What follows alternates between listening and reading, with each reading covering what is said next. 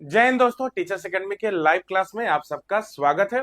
आप सभी लोग फटाफट जुड़ जाए मैथ्स के प्रैक्टिस सेट से। और जैसा कि देखिए यहाँ पे थंबनेल में दिया हुआ है कि यहाँ पर जो भी आपका मैथ्स का प्रश्न कराया जाएगा वो एग्जाम आधारित होगा। अगर यानी सुपर टेट की आप तैयारी कर रहे हैं तो सुपर टेट के एग्जाम के ऊपर आधारित होगा। और ये प्रैक्टिस सेट नंबर 5 है, ठीक है। और इसमें आपको बता देते हैं कि जो भी सिलेबस होगा उसके अनुसार नए पैटर्न पे आधारित होगा।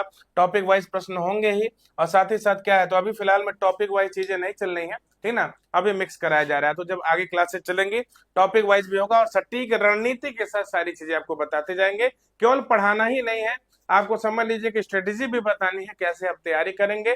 तो मैथ्स में 20 में 20 नंबर आएंगे, तो भाई ठीक है। तो वो तो बीच बीच में शॉर्ट्स के माध्यम से चाहे न्यूज के माध्यम से सारी स्ट्रेटेजी आपको बताई जाती है।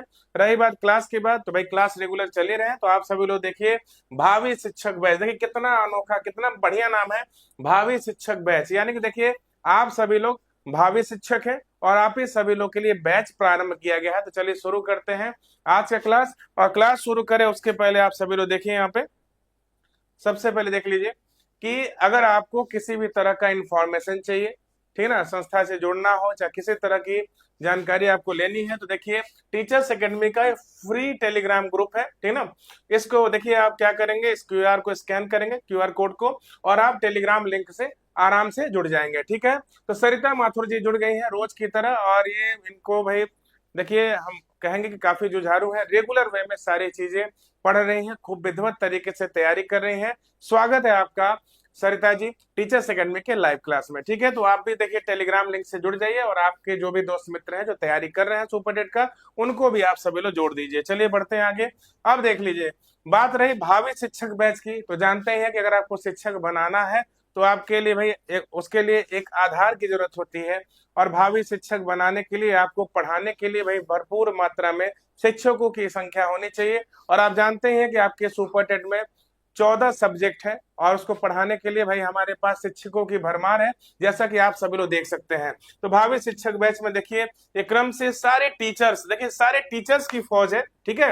ये सारे टीचर्स पूरी तरह से पूरी मेहनत के साथ समझ लीजिए आपके साथ जुड़ गए हैं, कि समझ लीजिए कि आपको इस बार कैसे भी भावी शिक्षक बना के रहना है, आपको सिलेक्शन दिला के रहना है। तो आप सभी लोग ज्यादा से ज्यादा संख्या में जुड़ जाइए।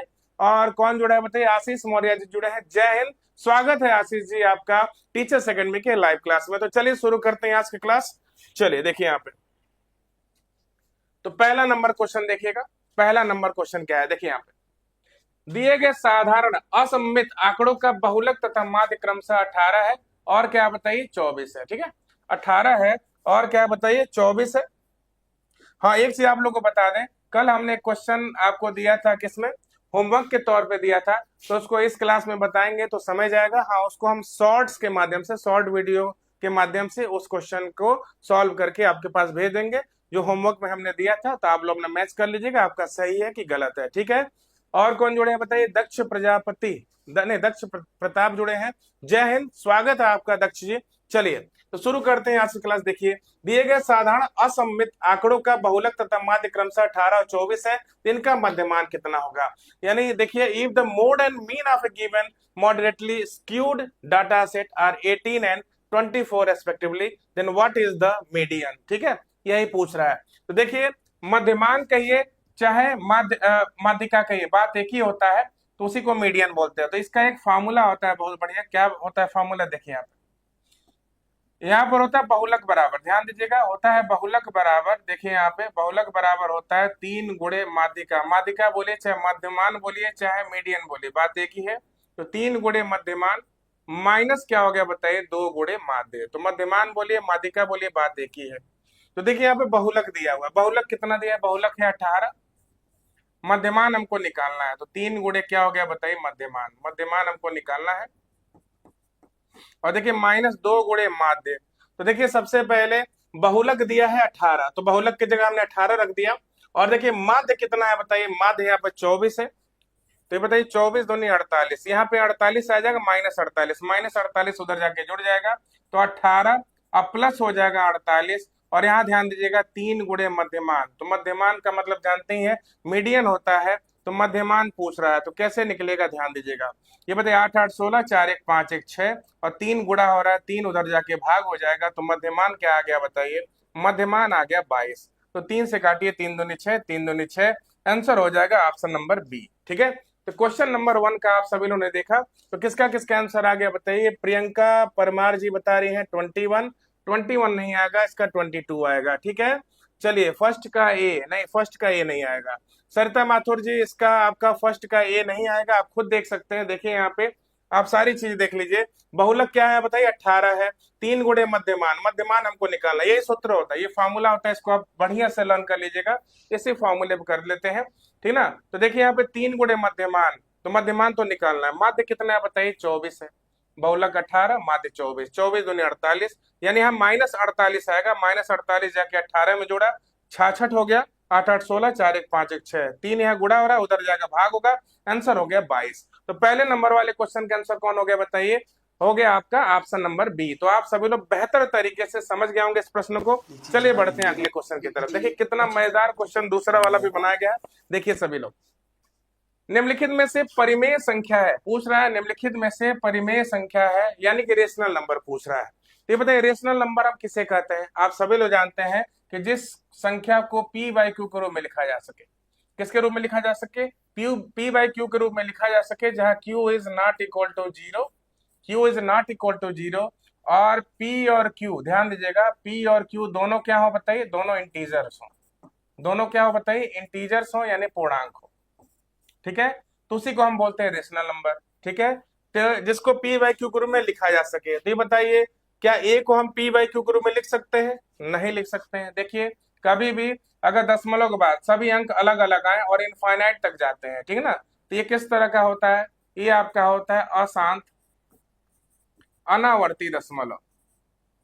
अशांत क्या होता है, अनावर्ती दशमलव होता है। ठीक ना, इंग्लिश में इसको क्या बोलते हैं, इंग्लिश में इसको बोलते हैं, ध्यान दीजिएगा, non terminating non repeating decimal. तो कभी भी ध्यान दीजिएगा, इसको हम पी बाई क्यू के रूप में नहीं लिख सकते, तो ये परिमेय संख्या हो ही नहीं सकता। ठीक है, अब देखिए सी वाले को सॉल्व करते हैं, अभी हम बी पे चलेंगे। बी वाला हमारा आंसर है। बी वाला आंसर क्यों है अभी हम बताते हैं। ये देखिए यहाँ पे √2 - 1 अपन क्या बताइए, √2 + 1। तो इस तरह के प्रश्न को थोड़ा सॉल्व करना पड़ेगा। तो √2 + 1 का संयुग्मी से ऊपर नीचे गुणा करेंगे तो क्या होगा बताइए, √2 - 1 से ऊपर भी गुणा, √2 - 1 से नीचे भी गुणा। तो बताइए ये क्या हो जाएगा बताइए, a - b into a - b, a - b का होल स्क्वायर हो जाएगा। ठीक है, और यहाँ पर क्या हो जाएगा नीचे, a² - b²। तो √2 का स्क्वायर 2 और 1 का स्क्वायर 1। ठीक है, तो यहाँ देखिए a² + b² - 2ab, यानी 2, √2 का स्क्वायर 2 हो गया, प्लस b² ये 1 हो गया, 2ab का मतलब 2√2 हो गया, और 2 में से 1 गया 1, और 2 और 1 3, 3 - 2 कड़ी में 2 बटे 1, नीचे 1 लिखने की जरूरत नहीं है। अगर रूट दिख रहा है और जो संख्या रूट से बाहर नहीं आने वाली है तो परिमेय नहीं होता है, अपरिमेय होता है। तो ये भी आपका परिमेय नहीं होगा। और पाई के बारे में तो आप अच्छे तरह जानते हैं, पाई अपरिमेय होता है, तो ये भी हमारा आंसर नहीं होगा। हमारा आंसर कौन सा हो जाएगा बताइए, आंसर हो जाएगा ऑप्शन नंबर बी। क्यों हो जाएगा वो भी बता दें, देखिए यहाँ पे क्यों हो जाएगा वो देखिए, 2 दशमलव देखिए 371, 371, यानी यहाँ पर 3 3 का पेयर बना रहा है, रिपीट कर रहा है, 371, 371। तो जब भी कोई रिपीट करे, अगर 3 3 का पेयर रिपीट हो रहा है तो यहाँ 371 पे हम क्या करेंगे, बार लगा देंगे। और ध्यान दीजिएगा इसको सॉल्व कैसे करेंगे, तो यहाँ 2 है, दशमलव है तो प्लस आ जाएगा। ठीक है, और जितने अंकों पे बार होता है, ध्यान दीजिए जितने अंकों पे बार होता है उतना 9 नीचे होता है। ठीक है ना, तो कितना हो जाएगा बताइएगा, 3 अंकों पे बार है तो 3 9 नीचे। और देखिए इसको अगर सॉल्व करेंगे तो 999 में 2 से गुणा करेंगे, 371 जोड़ेंगे तो पी बाई क्यू के रूप में आ जाएगा। तो पूरा सॉल्व करने से क्या मतलब है, बस ये आपको बताना था कि पी बाई क्यू के रूप में आ जाएगा। तो आंसर कौन सा हो गया बताइए, ऑप्शन नंबर बी। यानी क्वेश्चन नंबर 2 का अगर पूछा जाए आंसर क्या होगा, तो आंसर हो जाएगा आपका ऑप्शन नंबर बी हो जाएगा। चलिए इसको हम सॉल्व करके भी दिखा देते हैं। देखिए 2 9 18, 2 9 18 और 1 19, हासिल 1, 2 9 18 और 1 कितना हो गया 19। इसमें क्या जोड़ना है बताइए, 371। तो 8 1 9, 9 7 16, 9 3 12 और 1 13, 1 और 1 2, कितना हो जाएगा बताइए, 2369 बटे कितना 999। तो कैसे किया गया आप सभी लोगों ने समझ लिया होगा। देखिए तो 2 9 18, दोनों 18 1 19, दोनों 18 1 19, उसमें 371, 8 1 9, 9 7 16, 9 3 12 1 13 और 1 1 2, 2369/999। देखिए पी बाई क्यू के रूप में लिखा जा सकता है, काटने की जरूरत नहीं, बस पी बाई क्यू के रूप में देख लीजिए यहाँ पे। तो कौन सा आंसर हो जाएगा बताइए? सेकंड नंबर वाले का आंसर हो जाएगा ऑप्शन नंबर बी। आप सभी लोग बेहतर तरीके से समझ गए होंगे। चलिए अब आ जाते हैं अगले क्वेश्चन की तरफ। यहाँ पर कुछ चीजें छूट गई हैं, देखिए क्या। 2422 स्थानीय मानों का योगफल, किसके स्थानीय मानों का योगफल बता रहे हैं? यहाँ पर छूट गया है 2 के स्थानीय मानों का योगफल, यानी 2422 है और बोल रहा है कि 2 के स्थानीय मानों का योगफल बताइए। किसके स्थानीय मानों का योगफल बताइए? 2 के स्थानीय मानों का योगफल बताइए। तो चलिए देखिए, थर्ड नंबर क्वेश्चन तो आप लोग इजी वे में कर ही लेंगे। तो देखिए यहाँ पे 2422 है, 2422 है और जितने भी दो हैं, ये देखिए यहाँ पे 2 छूट गया था, या कॉमा लगा दीजिए। 2422 में 2 के स्थानीय मानों का योगफल बताइए। तो इस 2 का स्थानीय मान क्या होगा बताइए? 2। इस 2 का स्थानीय मान बताइए 20 हो जाएगा, और इस 2 का स्थानीय मान क्या हो जाएगा बताइए? 2000 हो जाएगा, ठीक है। और 20 और 2 22, तो 2000 में अगर हम 22 जोड़ेंगे आंसर क्या आ जाएगा बताइए? 2022 हो जाएगा। आंसर हमारा कौन सा हो गया बताइए? ऑप्शन नंबर सी, ठीक है।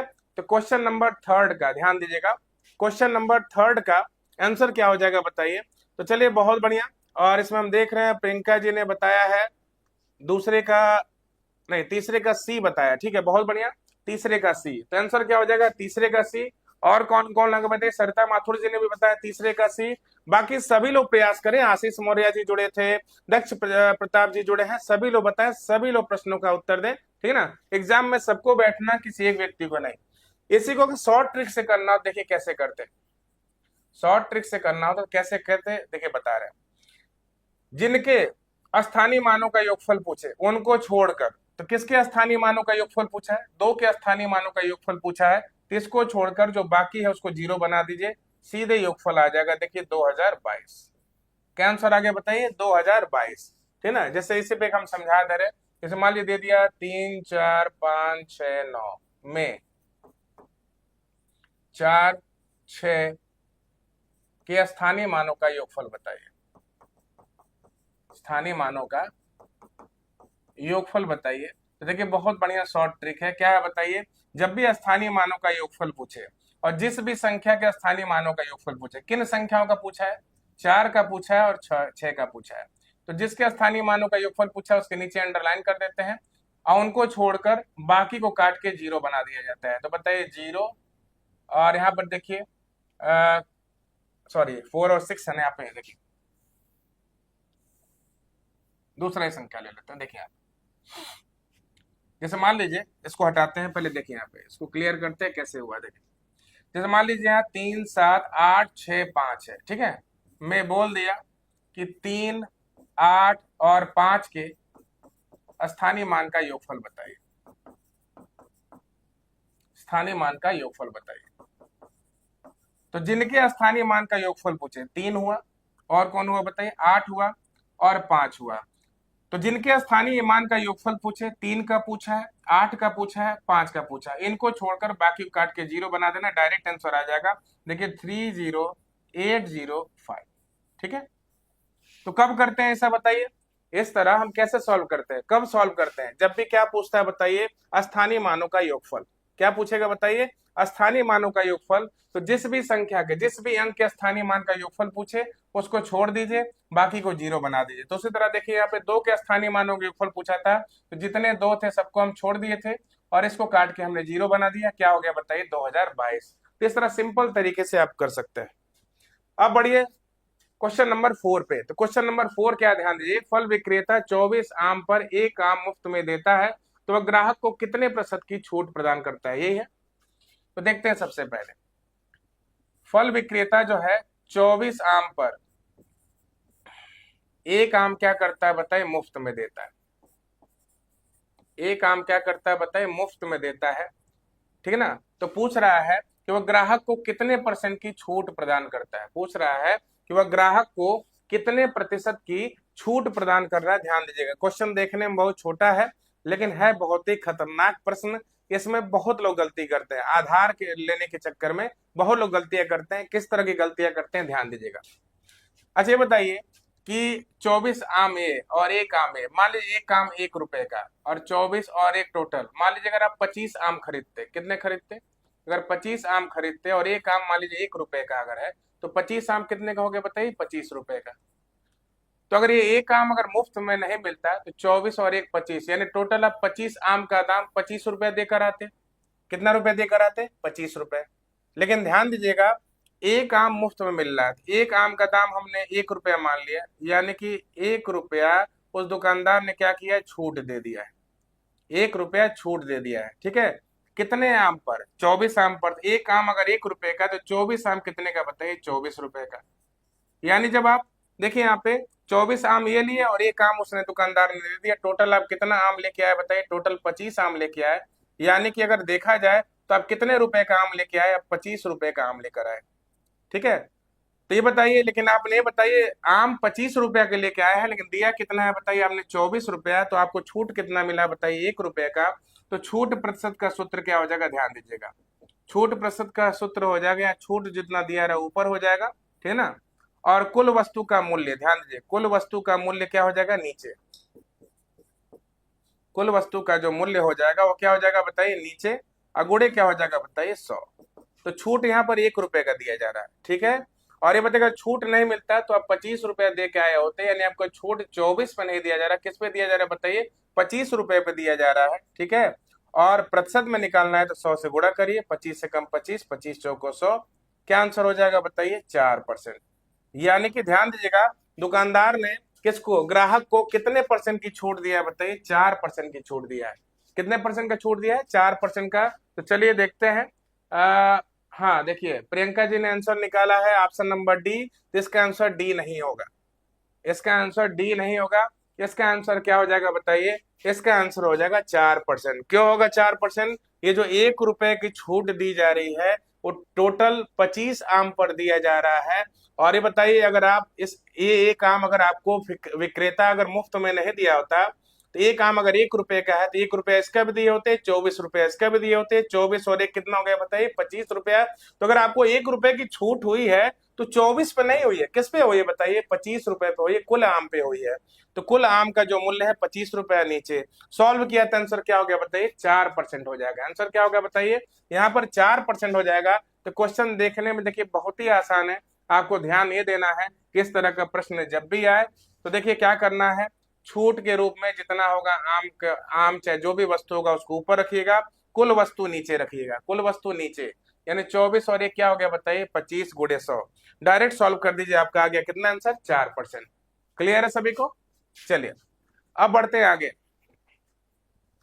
कोई डाउट है किसी को, कोई डाउट हो तो पूछ लीजिए यहाँ पे, किसी को कोई भी डाउट इस प्रश्न पे, किसी को अगर डाउट हो इस प्रश्न पे तो बताइए। चलिए नहीं डाउट है लग रहा, चलिए बढ़ते हैं आगे। अब देखिए यहाँ पे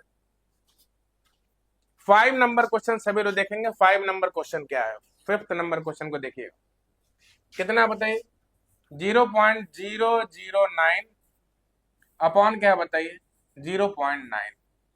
ऊपर नीचे क्या करना है हमको, डेसिमल हटाना, क्या करना है बताइए, यहाँ पे दशमलव हटाना है, और दशमलव हटा के और इसमें से कोई एक आंसर लाना है। तो कैसे लाएंगे ध्यान दीजिएगा। तो बताइए यहाँ पे देखिए, 1 2 3, 3 अंक बाद दशमलव है, यानी 3 जीरो लेते आइए। ऊपर हम गुणा किससे कर देंगे बताइए, 1000 से। अगर ऊपर 1000 से गुणा तो नीचे भी क्या होगा बताइए, 1000 से गुणा। ऊपर 1000 से गुणा करेंगे 9 आ जाएगा, और नीचे 1000 से गुणा करेंगे तो क्या आ जाएगा बताइए, 900 आ जाएगा। तो 9 से थोड़ा 900 काटिए, 9 एकम 9, 9 एकम 9, 1/100 हो गया। और 1/100 अगर है तो अगर 2 जीरो है तो दशमलव 2 अंक बाद होगा, तो एक तो एक ही अंक है, 2 अंक बनाने के लिए एक जीरो बढ़ाएंगे, आंसर हो गया 0.01। और 0.01 को ऐसे भी हम बोल सकते हैं 0.01। आंसर कौन सा हो गया बताइए, ऑप्शन नंबर डी। यानी 5th नंबर क्वेश्चन का ध्यान दीजिएगा कि 5वें नंबर वाले क्वेश्चन का आंसर क्या हो जाएगा बताइए, ऑप्शन नंबर डी हो जाएगा। क्या हो जाएगा बताइए, ऑप्शन नंबर डी। तो देखिए कैसे किया, ध्यान दीजिएगा, 0.009 बटे 0.9 है, सबसे ज्यादा अंक कहाँ पे ऊपर है, तो उसी के अनुसार हम संख्या भी ढूंढ लिए, 1 2 3, और 3 अंक बाद दशमलव है तो 3 जीरो से खत्म होगा, यानी ऊपर भी 1000 से गुणा, नीचे भी 1000 से गुणा, जिससे ऊपर गुणा करते हैं उसी से नीचे। चलिए बहुत बढ़िया, सरिता जी ने आंसर दिया पांचवे का डी, बहुत ही बेहतरीन। चलिए तो आप देखिए ऊपर भी 1000 से गुणा, नीचे भी 1000 से गुणा, आंसर यहाँ पे 9 आ गया। और नीचे ध्यान दीजिएगा यहाँ पे 900 आ गया, 1/100 हुआ, 1/100 को हम क्या बोलते हैं 0.01, यानी फिफ्थ नंबर वाले क्वेश्चन का आंसर क्या हो गया बताइए, ऑप्शन नंबर डी। ठीक है, तो चलिए ये तो क्लियर है सभी को, बढ़ते हैं आगे, सभी लोग ध्यान पूर्वक देखिएगा अगला क्वेश्चन क्या है। 6 नंबर क्वेश्चन सभी लोग ध्यान देंगे, क्या है, दो ऐसी संख्या है जिनका अनुपात 2:7 है और प्रत्येक संख्या में 4 जोड़ दिया जाए तो उनका अनुपात 4:9 हो जाता है, मूल संख्या क्या होगी। बहुत बढ़िया प्रियंका जी, आपने बहुत ही शानदार आंसर दिया, 0.01। क्लियर है। चलिए अब देखिए दो ऐसी संख्या है जिनका अनुपात 2:7 है, ठीक ना, तो पूछ रहा है वो मूल संख्या होंगी, यानी जो दो संख्या जिनका अनुपात 2:7 है, इन्हीं ऑप्शन में कोई होगा। तो कैसे करेंगे बताइए, इसको काट के देख लीजिए, 4 दूनी 8, 4 सत्ते 28। देखिए 2:7 यहाँ पर भी आ रहा है, यानी ये भी वो संख्या हो सकती है। अब देखिए 2 दूनी 4, 2 सत्ते 14, यहाँ भी 2:7 आ रहा है, ठीक ना, ये भी वो दोनों संख्या हो सकती है जिनका अनुपात 2:7 है। और 6 और 21, 3 दूनी 6, 3 सत्ते 21, यहाँ भी 2:7 आ रहा है। यहाँ तो दो संख्या है ही नहीं, तो इसको देखने की जरूरत ही नहीं है। अब देखिए यहाँ पे अब बोला है कि दो ऐसी संख्या जिनका अनुपात 2:7 है, तो दो ऐसी संख्या ये भी है 8 और 28 जिनका अनुपात 2:7 है। बी भी उसी तरह की संख्या है जिसका अनुपात 2:7 है। सी भी उसी प्रकार की संख्या है, लेकिन चेक कैसे करना है, प्रत्येक संख्या में 4 जोड़ने पर अनुपात कितना आना चाहिए बताइए, 4:9 आना चाहिए। अनुपात कितना आना चाहिए, 4:9 आना चाहिए। तो चलिए, तो अगर एक संख्या 8 है ध्यान दीजिए और दूसरा 28 है, तो इनमें 4 जोड़ने पे तो 8 4 कितना हो गया बताइए 12, 28 में 4 जोड़िए 32 हो गया। ठीक है, तो यहाँ बताइए किससे काटेंगे, 4 तिहाई 12 और 4 बटे 32, 3:8 आना चाहिए, 4:9, तो यानी ये आंसर हो नहीं सकता। अब देखिए बी वाला चेक करिए, 4 है और क्या बताइए 14 है, इनमें 4 जोड़ने के बाद, दोनों संख्याओं में 4 जोड़ने के बाद अनुपात कितना आना चाहिए, 4:9, तो 4 4 8, 14 4 कितना हो गया बताइए 18। चलिए 2 से काटते हैं, 2 चौको 8, 2 9 18, तो क्या आंसर हो गया बताइए, 4:9 आ गया। तो ये दोनों संख्या कौन सी हैं जिनका अनुपात 2:7 है और जोड़ने पे 4:9 आ रहा है, तो वो दोनों संख्या कौन है बताइए, 4 और 14 है। तो इस प्रश्न का आंसर क्या हो जाएगा बताइए, ऑप्शन नंबर बी हो जाएगा। ठीक ना, इस प्रश्न का आंसर क्या हो जाएगा बताइए, ऑप्शन नंबर बी हो जाएगा। तो देखिए यहाँ पे सरिता माथुर जी ने बताया 6 का बी और प्रियंका परमार जी ने 8 और 28। ये नहीं होगा, पूछे क्यों नहीं होगा, बोला है कि दोनों में 4 जोड़ने के बाद से, दोनों में 4 जोड़ने, देखिए प्रत्येक संख्या में 4 अगर जोड़ा जाए तो 8 4 12 हो गया, 28 4 32 हो गया, और इनको जब सॉल्व किया जाए तो अनुपात 4:9 आना चाहिए। तो बताइए काटने में 3:8 आ रहा, तो ये हो ही नहीं सकता। लेकिन 4 और 14 में हमने जब 4 4 जोड़ा तो ये 8 और 18 आया, तो 2 चौको 8, 2 9 18, देखिए 4:9 आ गया। अनुपात क्या आना चाहिए, 4:9। तो वे दोनों संख्या कौन है, 4 और 14 है, जिनका अनुपात 2:7 है और 4 जोड़ने पे 4:9 आ रहा है, यानी आंसर हो गया हमारा ऑप्शन नंबर बी। तो 6 का आंसर क्या हो जाएगा बताइए, ऑप्शन नंबर बी हो जाएगा। ठीक, चलिए बढ़ते हैं आगे। अब देखिए इस क्वेश्चन पे तो हमने बहुत शानदार ट्रिक कई दिन से इस पे बता रहे हैं, और इसलिए बता रहे हैं कि बहुत ही इंपॉर्टेंट है प्रश्न है, ध्यान दीजिएगा। देखिए किस तरह का है, 11 परिणामों का औसत कितना है बताइए, 50। आज इसको कैसे किया था ध्यान दीजिएगा, शॉर्ट ट्रिक से करना हो तो पहले 6 परिणामों का, पहले 6 परिणामों का औसत कितना है, 49, और अंतिम 6 का, पूरा नहीं लिखेंगे, अंतिम 6 का कितना है औसत, अंतिम 6 का है बताइए 52। तो हमको देखिए यहाँ विचलन वाले तरीके से करना है, पहले 6 परिणामों का औसत 49 है, तो 50 से वो कितना कम है, 50 से 1 कम है, यानी 50 से 49 -1 करने पे आएगा, यानी 1 कम है, यानी -1 आ गया। कितना आ गया बताइए, -1। तो ये बताइए -1 टोटल कितनी संख्याओं का बताइए, 6 का। तो अगर -1 हुआ है तो 6 का औसत तो 49 है ना, तो 6 गुणे -1 क्या कर लेंगे बताइए, -6 हो जाएगा। अब देखिए 50 से 52 कितना अधिक है, 2 अधिक है, यानी +2 है। 50 से 52 2 अधिक है, तो कितनी संख्याओं तक, 6 संख्याओं तक, तो 6 गुणे 2 कर लीजिए, क्या हो गया बताइए 12। अब ये देखिए -6 है और ये +12, इनको थोड़ा सॉल्व करिए। 12 में से 6 गया 6, ठीक है। और अगर सॉल्व करने पे देखिए यहाँ पे 6 आ रहा है, प्लस में आ रहा है, तो क्या करना है, यहाँ पे हमको जोड़ लेना है। तो 50 में 6 जोड़ दीजिए, क्या हो जाएगा बताइए, 56। पूछा था छठा परिणाम बताइए, तो छठा परिणाम क्या हो जाएगा बताइए, 56 हो जाएगा। तो ये तरीका कब अपनाना है, समझ में आ गया ना। देखिए यहाँ पे तो यह विचलन वाली विधि से कर रहे हैं। ये 50 है, ये 50 से एक कम है, तो एक कम को -1 लिखते हैं। 6 से गुणा किया, 6 कम 6, -6 आ गया। ये 50 से 2 अधिक है, 52 जो है 50 से 2 अधिक है, यानी +2। कितनी संख्या है, 6, 6 दूनी 12, तो -6 और +12 जब सॉल्व किए तो 6 आया। इसको टोटल औसत में जोड़ दीजिए, प्लस है तो जोड़ दीजिए, अगर माइनस होता तो घटा देते। तो बताइए छठा परिणाम कौन हो गया बताइए, 56 हो गया। तो 7वें नंबर वाले क्वेश्चन का चलिए देखते हैं किसका किसका आंसर आया है। 7वें का डी सरिता जी ने कर लिया, बहुत बढ़िया। इसका शॉर्ट ट्रिक हम कई दिनों से बता रहे हैं, अगर रेगुलर आप क्लास अटेंड करेंगे वैसे इस प्रश्न को समझ जाएंगे कैसे करना है। तो रेगुलर वे में क्लास से जुड़िए और ऐसे बेहतरीन बेहतरीन ट्रिक्स भी आप सभी लोग देखते चलिए। अब देखिए यहाँ पे कौन सा नंबर क्वेश्चन है बताइए, 8वां नंबर। एक पेड़ में 9 शाखाएं हैं, हर शाखा पर क्या बताइए 9 घोंसले हैं, हर घोंसले में 9 चिड़िया को खाने के लिए 9 दाने चाहिए, तो कुल कितने दानों की आवश्यकता होगी। पूछ रहा है कुल कितने दानों की आवश्यकता होगी। चलिए बहुत बढ़िया प्रियंका जी, 56 आपने बताया। इसका आंसर दीजिए। एक पेड़ में 9 शाखाएं हैं, हर शाखा पर 9 घोंसले हैं, हर घोंसले में 9 चिड़िया को खाने के लिए 9 दाने चाहिए, तो कुल कितने दानों की आवश्यकता होगी। पूछ रहा है कुल कितने दानों की आवश्यकता होगी। इस प्रश्न के बारे में बताना है, तो सभी लोग बताइए फटाफट क्या हो जाएगा। 8 नंबर प्रश्न, सभी लोग बताए फटाफट क्या हो जाएगा। देखिए इंग्लिश वाला भी पढ़ लेते हैं। देखिए यहाँ पे A tree has 9 branches, each branches and 9 nests, and the 9 birds in each nest require 9 grains to eat. So what is the total number of grains required? ये पूछ रहा है, तो आंसर इसका बताना है। सभी लोग बताइए फटाफट क्या आंसर हो जाएगा इसका।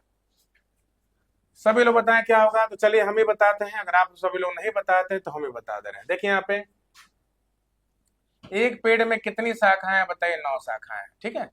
कितनी शाखाएं बताइए, 9, ठीक। तो एक पेड़ में 9 शाखाएं हैं, तो चलिए 9 लिख दीजिए। क्या लिख लीजिए बताइए, 9। और हर शाखा पर ध्यान दीजिएगा, हर शाखा पर कितने घोंसले हैं बताइए, 9। तो मतलब क्या हुआ कि अगर 9 शाखाएं, कितनी शाखाएं बताइए, 9 शाखाएं हैं और हर शाखा पे 9 घोंसले हैं। तो यानी अगर एक शाखा पर 9 घोंसले, तो 9 शाखा पर 9 गुणे 9, 9 9 81, 81 घोंसले हो जाएंगे। तो टोटल घोंसले कितने होंगे बताइए, 81। क्लियर है। हाँ बहुत बढ़िया प्रियंका जी, 6561, है ना। तो अगर एक शाखा पे 9 घोंसले, तो 9 शाखा पर 9 गुणे 9, 9 9 81 घोंसले, ठीक है। और ध्यान दीजिएगा हर घोंसले में 9 चिड़िया, तो अगर एक घोंसले में 9 चिड़िया, तो 81 घोंसले में, ये तो 81 है ना, तो 81 गुणे 9, ठीक। क्लियर है।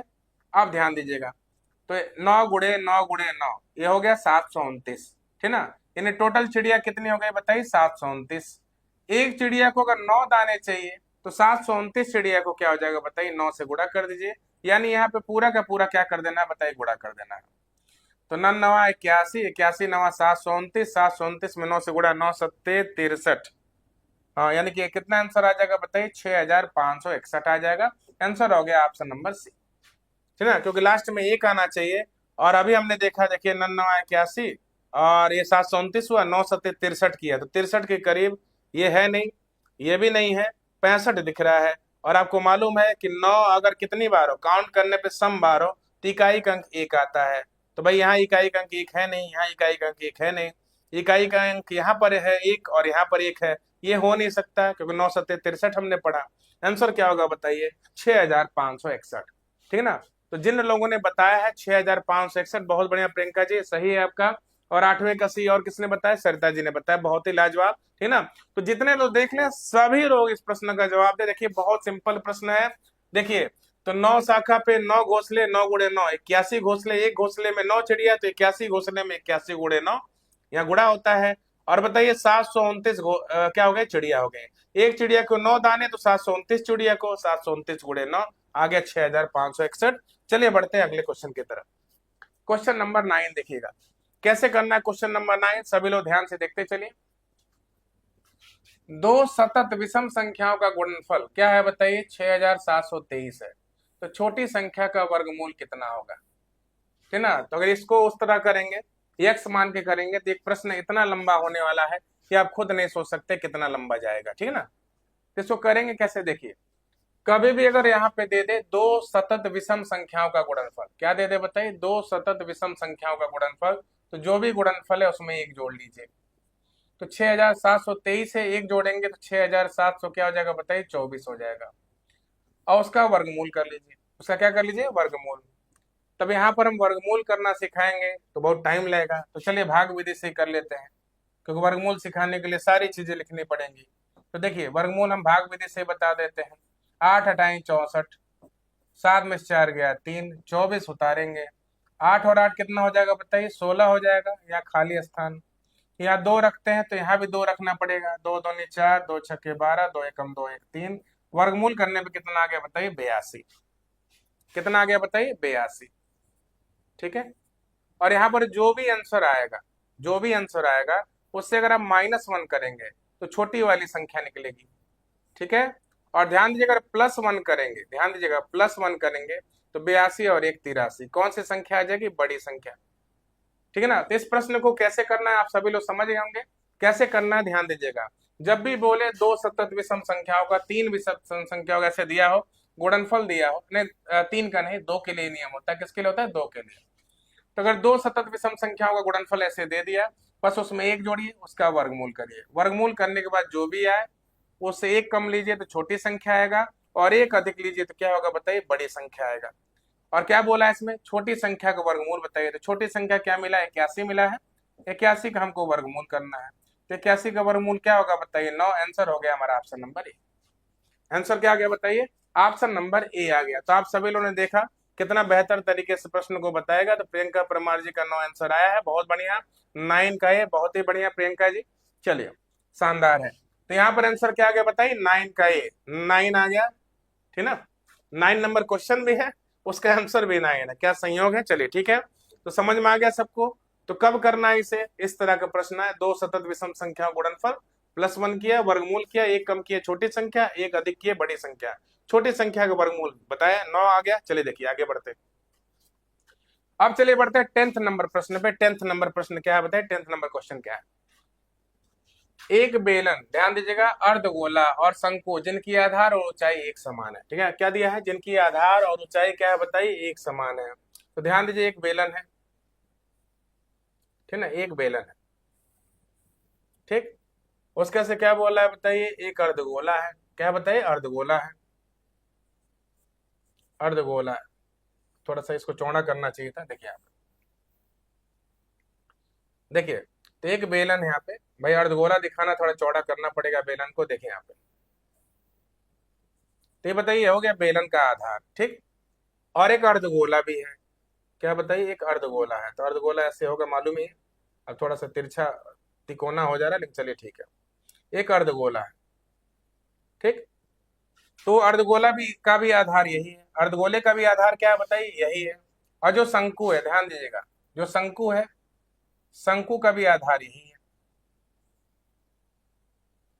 शंकु का भी आधार क्या है बताइए, यही है, ठीक है ना। इसका मतलब ये हो गया कि जो शंकु की त्रिज्या होगी, ध्यान दीजिएगा, जो शंकु की त्रिज्या होगी वही अर्धगोले की भी त्रिज्या होगी, और वही क्या हो जाएगा बताइए, बेलन की भी त्रिज्या हो जाएगी। वही क्या हो जाएगी, बेलन की त्रिज्या। और हालांकि आप जानते हैं कि यहाँ देखिएगा, यहाँ पे जो अर्धगोले की ऊंचाई होगी, तो आप जानते हैं कि ऊंचाई किसके बराबर होती है, त्रिज्या के बराबर होती है। तो यहाँ पर बताइए ऊंचाई भी क्या होगा, आर ही होगा। तो इस प्रश्न में अगर देखा जाए, ध्यान दीजिएगा, इस प्रश्न में देखा जाए तो देखिए शंकु की त्रिज्या, अर्धगोले की त्रिज्या और बेलन की त्रिज्या तीनों सेम है, ठीक है। और रही बात ऊंचाई की, तो आप अच्छी तरह जानते हैं कि अर्धगोले में जितनी त्रिज्या होती है वही साइज ऊंचाई का भी होता है। तो अगर ये आर है तो ऊंचाई भी आर होगा, ठीक है ना। वो चाहे शंकु की ऊंचाई हो वो भी आर, अर्धगोले की ऊंचाई होगा वो भी आर, और बेलन की भी ऊंचाई होगा वो भी क्या होगा, आर। यानी यहाँ पे क्या निकला बताइए, यहाँ एच इक्वल टू आर हो गया। यहाँ पे क्या हो गया बताइए, एच इक्वल टू क्या हो गया बताइए, आर। इसको बस ध्यान से समझने की जरूरत है। प्रियंका परमार जी ने 10वें का बी बताया है, 10वें का बी, बहुत बढ़िया। चलिए देखते हैं, बड़ा जल्दी आपने आंसर बताया। तो एक बेलन, एक अर्धगोला, शंकु जिनकी आधार और ऊंचाई एक समान है, इनके वक्र पृष्ठीय क्षेत्रफलों में अनुपात बताइए। तो ध्यान दीजिए कैसे करना है। तो बेलन का देखिए वक्र पृष्ठीय क्षेत्रफल क्या होता है बताइए। बेलन का वक्र पृष्ठीय क्षेत्रफल होता है 2πr/h। तो यहाँ एच नहीं रखना है, एच की जगह भी आर रखना है, ठीक है, अनुपात का चिन्ह। फिर ध्यान दीजिए यहाँ पे अर्धगोले का, तो अर्धगोले का वक्र पृष्ठ क्या होता है बताइए, 2πr²। क्या होता है बताइए, 2πr², यही होता है, ठीक। उसके से आ जाइए क्या है बताइए, उसके से शंकु है। तो शंकु का जो वक्र पृष्ठ होता है उसका सूत्र क्या होता है बताइए, πr/l होता है। क्या होता है, πr/l। लेकिन उसके लिए पहले हमको यल निकालना पड़ेगा। तो यल कैसे निकलेगा, यल का फॉर्मूला क्या होता है बताइए, √h² प्लस क्या होता है बताइए, r², यही होता है। तो एच कितना है बताइए, एच भी आर है बताइए, r², और आर तो आर है ही, तो क्या हो जाएगा बताइए, ये हो जाएगा 2r², ठीक है। और यल बराबर r², 2 बार है, बाहर निकलेगा तो सिंगल आर हो जाएगा, और ये हो गया √2। तो r√2 हो गया, यल आ गया r√2, ठीक है। और हमको निकालना है शंकु का क्या बताइए, वक्र पृष्ठ। तो pi into R into L कितना निकला बताइए, r√2, यही आया है। तो चलिए सॉल्व करते हैं यहाँ पे। तो पाई हो गया, r इंटू आर क्या हो गया, r² हो गया, और √2 है यहाँ पे। तो देखिए यहाँ पे इसको कर लेते हैं 2πr², ये आपका ये भी होगा 2πr², ठीक है। ये आपका πr²√2 है। तो πr² कट जाएगा, और 2 को हम क्या ले सकते हैं, √2 इंटू √2।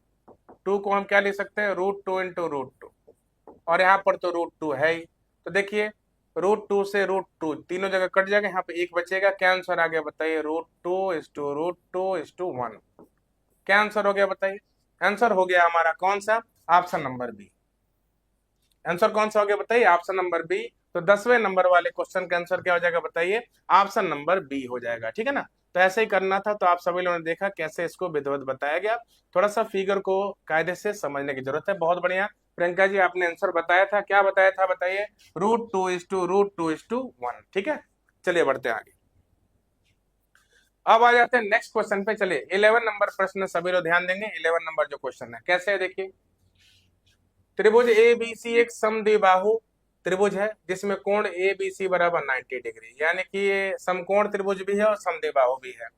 तो देखिए यहाँ पे ए बी सी में ये जो है ए बी सी 90 डिग्री है, ठीक है, यही है। और समद्विबाहु है, तो समद्विबाहु में लंब और आधार कभी भी बराबर होते हैं। तो ये एक्स है, तो ये भी क्या होगा बताइए, एक्स होगा। और एसी क्या है बताइए, कर्ण है। तो बताइए जो ऑप्शन है, ऑप्शन में एसी को दिखाना है हमको। ऑप्शन में किसको दिखाना है बताइए, एसी को दिखाना है। तो देखिए कर्ण का वर्ग बराबर क्या होता है, लंब का वर्ग प्लस आधार का वर्ग। तो कर्ण एसी है, एसी का वर्ग बराबर लंब कौन है बताइए, एक्स है, एक्स का वर्ग, और आधार कौन है, वो भी एक्स है, एक्स का वर्ग।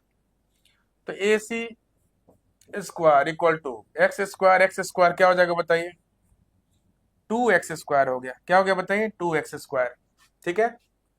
अब पूछ रहा है कि इनमें से कौन सा, यानी यहाँ पे जो इक्वेशन बन रहा है किससे मैच कर रहा है, ए से, बी से, सी से, डी से। तो AC² इक्वल टू 2, ना तो यहाँ दिख रहा है, ना तो यहाँ दिख रहा है, ना तो यहाँ दिख रहा है। AC² के बगल में भले से 2 है, लेकिन यहाँ पर AC² के बगल में 2 नहीं है, 2 यहाँ पर है। तो देखिए यहाँ पर AC²2 और यहाँ पर AB² हो गया। तो AB कैसे हो गया देखिए, हाँ हो तो गया। देखिए AB को भी हम क्या बोल रहे हैं, एक्स बोल रहे हैं। तो अगर AB को एक्स बोल रहे हैं तो एक्स को हम AB बोल सकते हैं। तो एक्स की जगह AB बैठा देंगे, क्या हो जाएगा बताइए, AC² 2 इंटू ब्रैकेट में क्या हो जाएगा बताइए, AB²। क्या हो जाएगा, 2 इंटू ब्रैकेट में क्या हो जाएगा बताइए, AB²। तो हमारा आंसर कौन सा हो गया बताइए, ऑप्शन नंबर डी। हमारा आंसर कौन हो गया बताइए। तो कौन सा इसमें सटीक है, कौन सा ऑप्शन सटीक बैठ रहा है इसमें, डी वाला। देखिए इसके इस इक्वेशन के अनुसार सटीक बैठ रहा है, तो ये हमारा आंसर हो गया। कौन सा हो जाएगा बताइए, तो 11 नंबर वाले प्रश्न का आंसर कौन सा हो गया बताइए, 11 नंबर वाले प्रश्न का आंसर हो गया ऑप्शन नंबर डी। पूछा है त्रिभुज एबीसी के बारे में सत्य कथन कौन सा होगा। तो सत्य कथन ना तो ए है, ना ही बी है, ना ही सी है, कौन है बताइए, डी है। तो बहुत बढ़िया, सरिता माथुर जी ने बताया 11 का डी, और प्रियंका परमार जी का भी है 11 का डी, ठीक है। तो थोड़ा सा अगर बड़ा क्वेश्चन हो रहा है तो उससे आप सभी को भागने की जरूरत नहीं है। अगर भागेंगे तो समझ लीजिए इस बार आयोग जो है करा रहा पेपर, बहुत समझ लीजिए सॉलिड क्वेश्चन आने वाले हैं, ठीक है ना। और आप अच्छी तरह जान रहे हैं इसमें माइनस मार्किंग भी है, तो कैसे तुक्का लगाएं ये यूट्यूब पे जाके आप सर्च भी नहीं कर सकते कि तुक्का कैसे लगाएं। वो यूपी टेट में अब तक हो गया था, कोई बात नहीं, माइनस मार्किंग नहीं थी। और यहाँ पर एक प्रश्न 3 नंबर का है, तो आप सभी को बता दो, तो ये जो भी प्रश्न बताया जाए उसको इग्नोर ना करिए, सारे प्रश्नों को देखते चलिए। क्योंकि देखिए, अगर आपको सिलेक्शन लेना है, रियल में सिलेक्शन लेना है, तो कॉन्सेप्ट को आप सभी लोग देखते चलिए। बहुत बढ़िया, सरिता जी ने और प्रियंका जी ने बहुत बेहतरीन तरीके से बताया। 11 का डी दोनों लोग आंसर आ गया। चलिए देखते हैं आगे।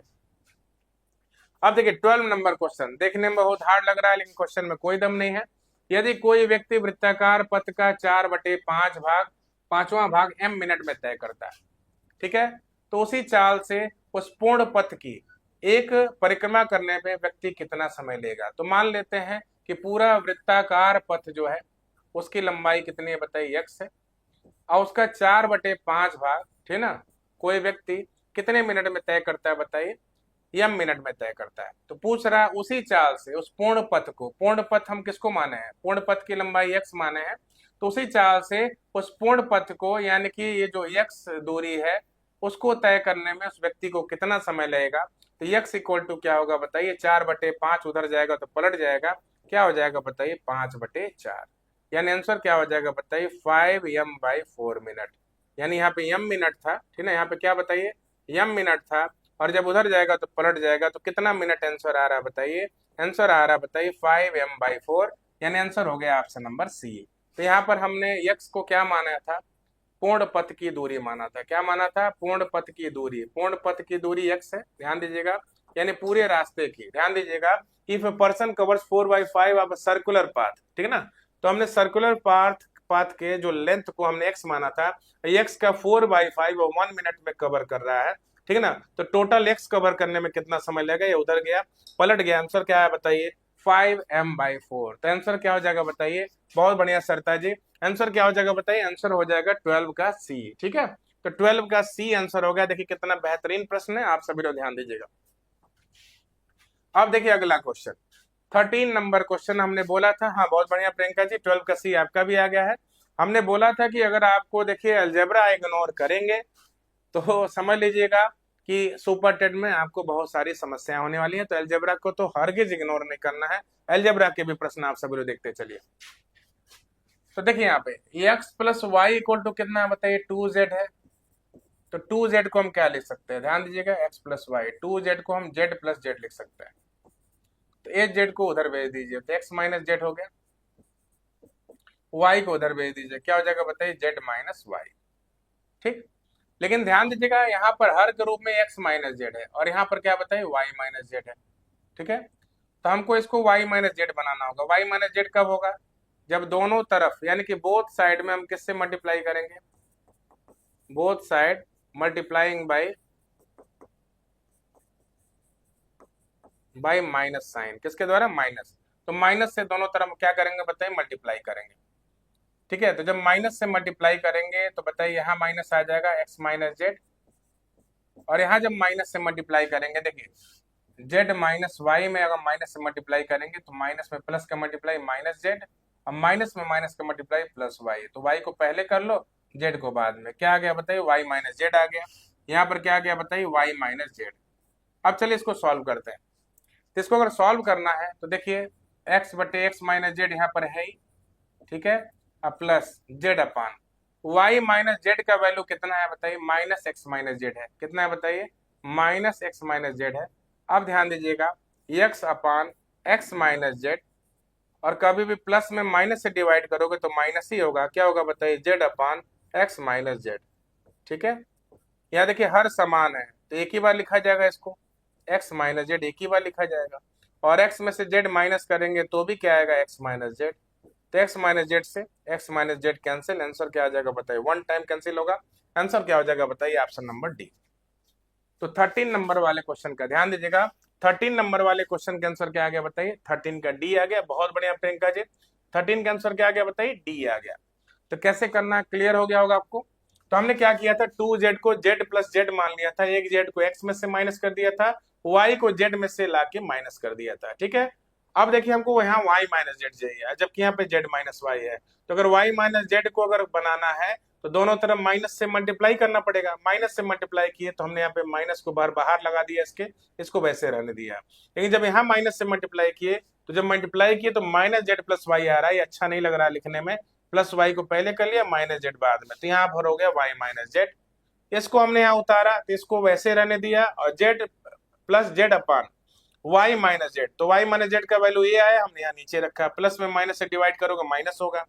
ये दोनों सेम है, सेम हो जाएगा, x minus Z, x minus Z से एक्स माइनस जेड कितने टाइम्स कट गया, 1 टाइम्स कट गया। तो आंसर क्या हो गया बताइए, 13 का डी। बहुत बढ़िया सरता जी, प्रियंका जी, सबका सही है, 13 का डी आंसर आ जाएगा। चलिए अब आ जाते हैं नेक्स्ट क्वेश्चन की तरफ। देखिए 14 नंबर क्वेश्चन क्या है, ध्यान दीजिएगा। यदि किसी गोले की त्रिज्या में 50% की वृद्धि की जाए, कितनी वृद्धि की जाए, 50% की, तो उसके पार्श्व क्षेत्रफल में कितने परसेंट की वृद्धि होगी, यही पूछ रहा है। तो देखिए यहाँ पे कभी भी अगर इस तरह से 50% की वृद्धि, 10% कमी, और वो भी क्षेत्रफल में वृद्धि की बात करें, तो क्षेत्रफल क्या होता है बताइए, 2D होता है। क्या होता है, 2D। यानी ये 50% की वृद्धि 2 बार होगी, 2 दिशाओं में होगी। तो 50% को हम क्या बोलते हैं बताइए, 1/2 बोलते हैं। तो पहले एक दिशा में त्रिज्या की लंबाई 2 थी और 1 बढ़ गया, तो कितना हो गया बताइए, 3। ठीक है। और दूसरे साइड में जो त्रिज्या थी कितनी थी, 2 थी, और 1 बढ़ गया, तो कितना हो गया बताइए, 3 हो गया। ठीक है। 50% क्या बोलते हैं, 50% को बोलते हैं 1/2। तो त्रिज्या 2 है और 1 बढ़ गया, तो कितना हो जाएगा, 3 हो जाएगा। तो कैसे करेंगे बताइए, 2 दूनी 4 और 3 तरीके 9। तो जो एरिया है पहले 4 आया, अब 9 आ रहा है, कितना बढ़ा है बताइए, 5 बढ़ा है। तो ये 5 कहाँ से बढ़ा है, 4 से। 4 यहाँ पे बेस होगा, और परसेंटेज के लिए 100 से मल्टीप्लाई, 4 से काटिए 25, 25 5 जा क्या हो जाएगा, 125%। क्या हो जाएगा बताइए, 125%। आंसर क्या हो जाएगा बताइए, ऑप्शन नंबर सी। आंसर क्या हो जाएगा बताइए, ऑप्शन नंबर सी। तो सरिता जी का आ गया आंसर 14 का सी, और प्रियंका जी का भी आंसर 14 का सी। बहुत बढ़िया। इसको एक्स वाई तरीके से भी कर सकते थे, कैसे बताइए, X plus Y plus X into Y upon 100, इससे भी कर सकते थे। तो 50 प्लस 50 इंटू 50 अपॉन 100, ऐसे भी कर सकते थे। तो 2 जीरो से 2 जीरो कट गया, 50 50 100 हो गया, 5 25 25। तो 100 में 25 जोड़ दीजिए, कितना हो गया बताइए, 125%। आंसर हो जाएगा ऑप्शन नंबर सी। यानी इस रूल से भी हम कर सकते थे, ये रूल आप लोग जानते ही हैं। चलिए आ जाते हैं नेक्स्ट क्वेश्चन पे। देखिए 15 नंबर क्वेश्चन क्या है। 15 नंबर क्वेश्चन देखिएगा, दो घनों के आयतनों का अनुपात। तो मान लेते हैं कि दो घन है, पहले घन का जो भुजा है A1 है, और दूसरे का क्या बताइए, A2 है।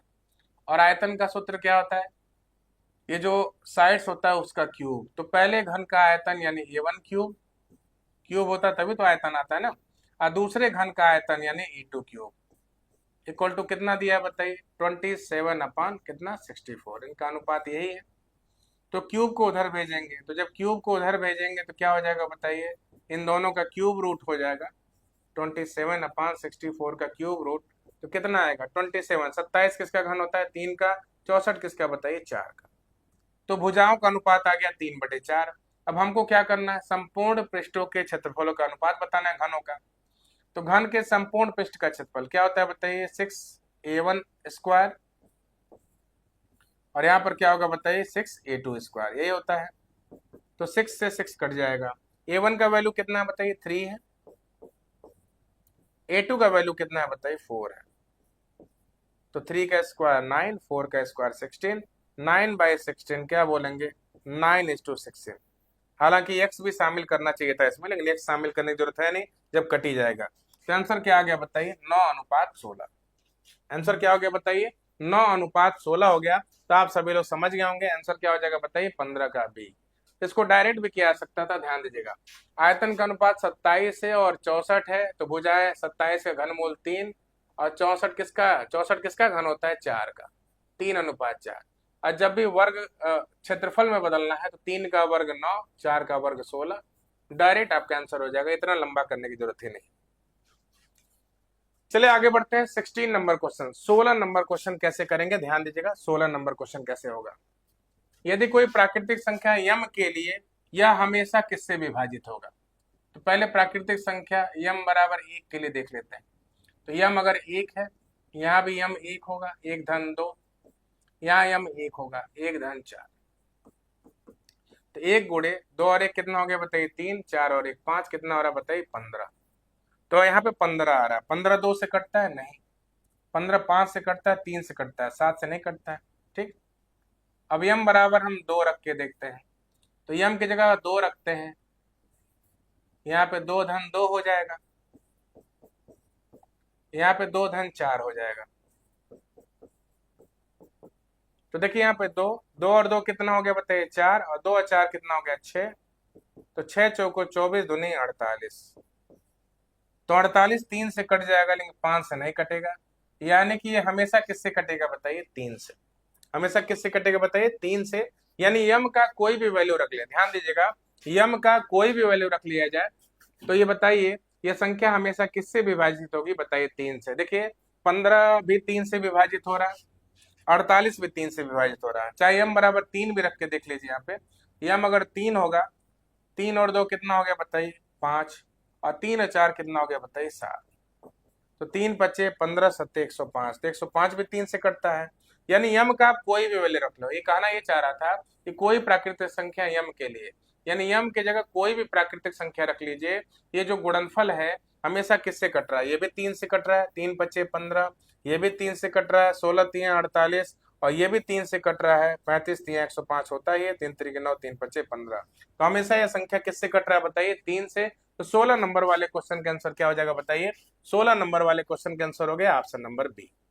क्या हो जाएगा ऑप्शन नंबर बी। तो आप सभी लोग अच्छे तरीके से समझ गए होंगे। चलिए बढ़ते हैं नेक्स्ट क्वेश्चन की तरफ, देखते हैं नेक्स्ट क्वेश्चन क्या है। 17 नंबर क्वेश्चन।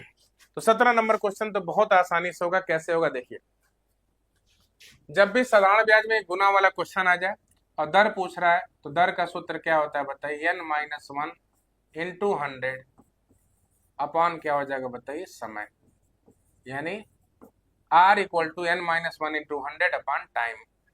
तो यन के रूप में, यन किसको बोलना है, जितना गुना हो रहा है वो यन का मान, 2 गुना हो रहा है तो यन का मान 2 हो गया। ठीक है, और समय यानी t 10 वर्ष है, 10 वर्ष है, तो यन यहाँ पे 2 ऋण 1, अगुड़े कितना है बताइए 100। समय कितना है बताइए 10 वर्ष है, तो 2 में से 1 गया 1 गुड़े 100, अब बटे 10 है, तो 1 0 से 1 0 कट गया, 10 से कम 10, कितना आ गया दर 10% आ गया। आंसर कितना आ गया बताइए 10%। यानी कि 17 नंबर वाले क्वेश्चन का आंसर क्या हो जाएगा ऑप्शन नंबर बी। बहुत बढ़िया, प्रियंका जी ने आंसर इसका बताया 17 का बी। तो इस तरह का प्रश्न जब भी आ जाए इस फॉर्मूले को अपनाइएगा, बहुत बेहतर तरीके से हो जाएगा। चलिए अब आ जाते हैं अगले क्वेश्चन की तरफ। 18 नंबर क्वेश्चन है। 18 नंबर क्वेश्चन भी बहुत ही लाजवाब है, आप सभी लोग ध्यान से देखते चलिएगा। तो त्रिभुज एबीसी, ध्यान दीजिएगा, त्रिभुज है, कौन है त्रिभुज है बताइए, त्रिभुज यहाँ पर एबीसी है, ध्यान दीजिएगा त्रिभुज एबीसी है, त्रिभुज एबीसी। और त्रिभुज एबीसी के अंतःवृत्त का केंद्र ओ है। तो अंतःवृत्त का केंद्र कैसे बनता है, इन कोणों के जब अर्धकों को मिलाएंगे, देखिए कोण बी का अर्धक मिलाएंगे और कोण सी का अर्धक मिलाएंगे, ठीक है, तो यहाँ पर क्या बन रहा है, अंतःवृत्त का केंद्र बन रहा है, क्या बन रहा है ओ। तो ये बी ओ सी है, कितने अंश क्या बताइए 110 अंश, कितना बताइए 110 अंश। तो कभी भी ध्यान दीजिएगा कि अगर यहाँ पर यहाँ पे देखिएगा कि अगर ये अंत केंद्र यानी कि जो ये यहाँ पर कोण है, इनके अर्धकों को, इनके अर्धक जहां पर मिलते हैं, इस कोण का अर्धक ओसी है, आधा आधा जो बांटने वाला, और इस कोण का अर्धक क्या बताइए ओ भी है, और इस कोण का भी अर्धक मिलाते हैं, लेकिन भाई इसकी जरूरत नहीं है, ध्यान दीजिएगा। तो जिस बिंदु पर मिलते हैं वही क्या होता है बताइए, वही होता है अंत केंद्र। अंतःवृत्त का केंद्र ओ, यानी ये अंत केंद्र हो गया। तो जब भी ये भी अर्धक हो ये भी अर्धक हो तो मालूम है क्या संबंध होता है, आपको बताते हैं। तो यहाँ देखिए होता क्या है, कोण बी ओ सी बराबर, कोण बी ओ सी बराबर 90 degree plus angle A upon 2। Angle क्या हो जाएगा बताइए, एंगल ए अपान 2, ठीक है। एंगल ए का मतलब क्या है बताइए, एंगल ए का मतलब बी ए सी है। कोण क्या है बताइए बी ए सी, कोण बी ए सी बोलिए चाहे एंगल ए बोलिए, बात एक ही है, ठीक ना। तो अगर हम कोण ए निकाल लेंगे तो किसका मान निकल जाएगा बताइए, कोण बी ए सी का।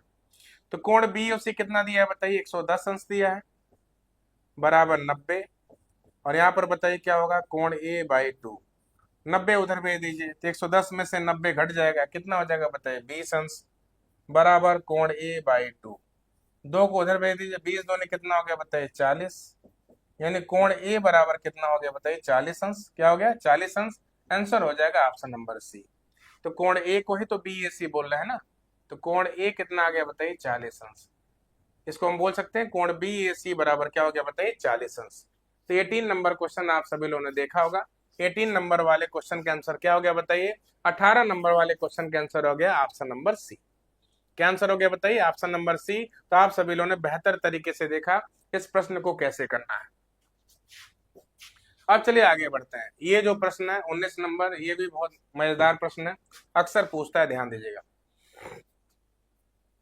तो देखिए x is greater than equal to 0 और लेस देन इक्वल टू 5 दिया है, और y is greater than and equal to क्या 5 है, और less than and equal to क्या बताइए 10 है। ठीक है, पूछ रहा अधिकतम मान बताइए।